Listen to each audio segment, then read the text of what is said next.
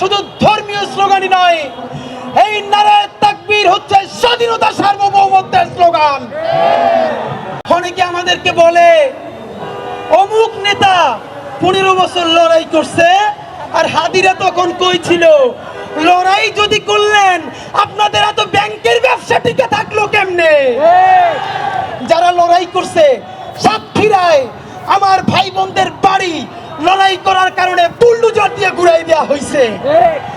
যদি পারেন 1 টাকার চাঁদাবাজি করাপশন প্রমাণ কইরা দেখান। বাংলাদেশে এখন পর্যন্ত কোন মাফিয়ার এত টাকা নাই যেই টাকা দিয়ে আমাদেরকে কিনে নিতে পারবে ইনশাআল্লাহ। আপনাদেরকে ওয়াদা করে বলছি, আল্লাহ যদি আমাদেরকে সংসদে পাঠায়, ঢাকা 8-এ আর কোন চাঁদা যন্ত্র চলতে দেয়া হবে না। এইখানে একটা হিজাব ছাড়া মেয়ে নারায়ে তাকবীর স্লোগান দিতে পারছে, ধর্মীয় কারণে নয়। বাংলাদেশের আবহমান যেই সংস্কৃতি, সেই সংস্কৃতিতে নারায়ে তাকবীর শুধু ধর্মীয় স্লোগানই নয়, এই নারায়ে তাকবীর হচ্ছে স্বাধীনতা সার্বভৌমত্বের স্লোগান। আপনারা দেখেছেন কিছুদিন আগেও সীমান্তে যখন আগ্রাসী ভারত আক্রমণ চালিয়েছে, আমার দেশের কৃষক প্রতিরোধ করে তুলেছে নারায়ে তাকবীর স্লোগান বলে। সুতরাং আমাদের রাজনীতি হলো একটা টি শার্ট পরা মেয়ে, একটা জিন্স পরা মেয়ে, সে যদি পর্দা নাও করে, সে যদি পরিপূর্ণ ইসলাম পালন নাও করে, সাংস্কৃতিক মূল্যবোধের জায়গা থেকে সে নারায়ে তাকবীর যেন বলতে পারে, সেই অধিকার তাকে দিতে হবে। একইভাবে আমার বন্ধুরা যে নারায়ে তাকবীর বলতে চায় না, তাকেও না বলার অধিকার নিশ্চিত করতে হবে। আপনারা দেখেছেন যেই লড়াই করেছি, সেই লড়াইয়ের প্রতীকগুলো এখানে জুমা শান্তা জাবেরের হাতে আছে। আমাদের ইনসাফ, সততা, স্বাধীনতা এবং সার্বভৌমত্ব। ভবিষ্যতের বাংলাদেশ হবে ইনসাফের বাংলাদেশ ইনশাআল্লাহ। বন্ধুরা আমার, আমাদের শত্রুর সাথেও আমরা কোনোদিন জুলুম করব না, এবং এই লড়াইয়ের জন্য আমরা যদি আমাদের সামনে বসা সমস্ত বন্ধুদেরকে হারিয়ে ফেলি, আমরা যদি নিঃসঙ্গ হয়ে যাই, তবু এই সংগ্রাম থেকে সরে যাব না।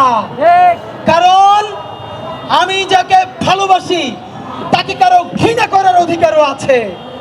আপনারা দেখেছেন, সাংবাদিক বন্ধুরা সাক্ষী, বাংলাদেশের যত রাজনৈতিক র্যালি হয়, সামনে নেতা হাত নড়ায়, শুধু গাছ রে আর নড়ায়, আশেপাশে কারে আমরা কাউরে দেখি না। সেই শাপলা চত্বর থেকে শাহবাগ এসেছি, গাছ এবং গাড়ি নিয়ে আমরা হাত তুলি নাই। আমি হাত তুলতে চাই না, জুমা বারবার বলে আপনি হাত তুলেন কেন? মানুষ আপনারা হাত তুলে রেসপন্স করেন। রিক্সাওয়ালা, ভ্যানওয়ালা, হিজাবি, নন হিজাবি আমার ভাইয়েরা, আমার বোনেরা রাস্তার পাশে দাঁড়ায় যেরকম হাত জানিয়ে আমাদেরকে ভালোবাসা জানাচ্ছিল, আপনাদেরকে ওয়াদা করছি, ওসমান হাদি যদি সংসদে যায়, ওসমান হাদির কণ্ঠস্বর হবে আপামর বাংলাদেশের কণ্ঠস্বর ইনশাআল্লাহ। অনেকে বলে, আপনাদেরকে একটা কথা বলি ভাইয়েরা, এই নির্বাচনে নামার পর থেকে আমি এবং আমার টিম যেই কথাটা লক্ষবারের অধিক শুনেছি, নারী, পুরুষ, শিশু, কিশোর, বৃদ্ধ মসজিদের সামনে, বাজারে জড়াই ধরে বলেন, তুমি ঠিক যেমন আছো এইরকম থাকবা, কোনোদিন বদলাবা না। আন্তর্জাতিক অপরাধ ট্রাইব্যুনালের রায় শুনতে গেছি, বিচারক ইজলাসে ওঠার একটু আগে ভরা কোটের মধ্যে একজন শহীদের মা দূর থেকে দাঁড়ায় বললেন, হাদি, আমি শহীদের মা বলছি, তুমি কোনোদিন এর চেয়ে গুড বয় হবা না, তুমি যেমন আছো তেমন থাকবা। এইরকম একটা ব্যাড বয় বাংলাদেশের জন্য আমাদের লাগবে। যদি ব্যাড বয় থাইকা স্বাধীনতার সার্বভৌমত্বের ভ্যানগার্ড হওয়া যায়, আপামর বাংলাদেশের জন্য বুক চিতিয়ে লড়াই করা যায়, তাহলে তথাকথিত প্রগতিশীল এবং সুশীল হওয়া, তাদের বাসায় গুড বয় হওয়ার কোনো জরুরত আমাদের নাই। এই হাদির ভাইয়েরা, হাদির বোনেরা, রিক্সাওয়ালা, ভ্যানওয়ালা, সবজিওয়ালা, মাছওয়ালার সন্তান। আমি এবং আমার ভাই বোনেরা সেই সমস্ত অনেস্ট আমলা যারা দুর্নীতি করে না, অনেস্ট ব্যাংকার, আমরা তাদের সন্তান। আমরা ইনসাফের সন্তান, স্বাধীনতার সার্বভৌমত্বের সন্তান। আপনাদেরকে ওয়াদা করে বলছি, আল্লাহ যদি আমাদেরকে সংসদে পাঠায়, ঢাকা 8-এ আর কোন চাঁদা যন্ত্র চলতে দেয়া হবে না। যেইখানে চাঁদা শুনবো, আপনারা দেখেন না আমরা কি পারি না পারি, গত 1.5 বছরে দেখেন নাই? এই উসমান হাদি এবং তার ভাই বোনেরা আল্লাহ ছাড়া এই জমিনের নিচে আর কাউকে ভয় পায় না। অনেকেই আমাদেরকে বলে, ভাই নির্বাচনের পরে কেমনে থাকবেন? আপনাদেরকে একটা কথা বলি, যাদেরকে আপনারা বড় মাস্তান মনে করেন, এই মাস্তানেরা যদি মাস্তানি হইতো, এই মাস্তানেরা মাস্তানি কইরা হাসিনারে পতন করতে পারতো। এরা মাস্তান না, এরা সিচকি চোর, এরা চাঁদাবাজ, এরা ছোট ডাকাত, এরা মাফিয়া, এরা ব্যাংক লুটেরা। বড় অর্থে সার্বভৌমত্ব টিকিয়ে রাখার মাস্তানি করার কোনো সাহস এবং শক্তি তাদের নাই।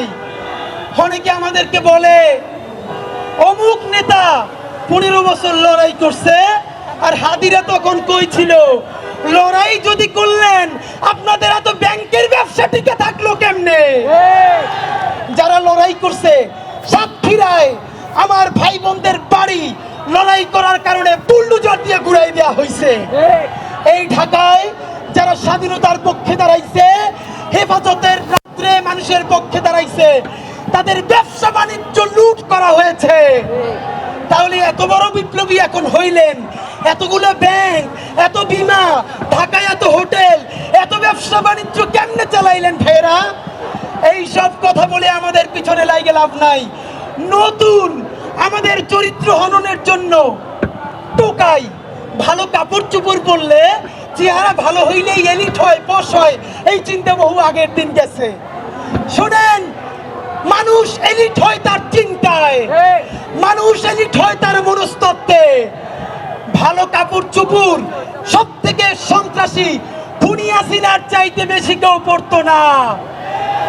800 ভরি স্বর্ণ খুনি হাসিনার ছিল। এর মানে সোনাদানা দিয়ে যদি এলিট হয়, হাসিনার চাইতে বড় কোনো এলিট নাই। নতুন এলিট সম্ভ্রান্ত এবং সম্মানিত, এর সংজ্ঞা ঠিক করবে। কে কত সৎ, দায়িত্ব নিয়ে বলছি, চ্যালেঞ্জ করে বলছি। অনেকে বলেন আমরা নাকি সততা সেল করি।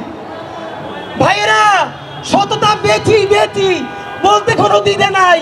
যদি সাহস থাকে আপনারাও সততা বিক্রি কইরা দেখান।